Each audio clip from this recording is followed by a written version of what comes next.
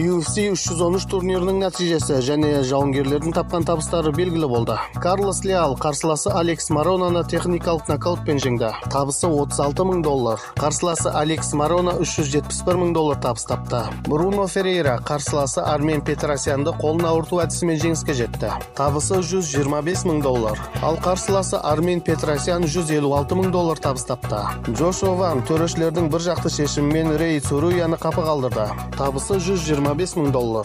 Қарсыласы Рей Цуруя $22,000 табыс тапты.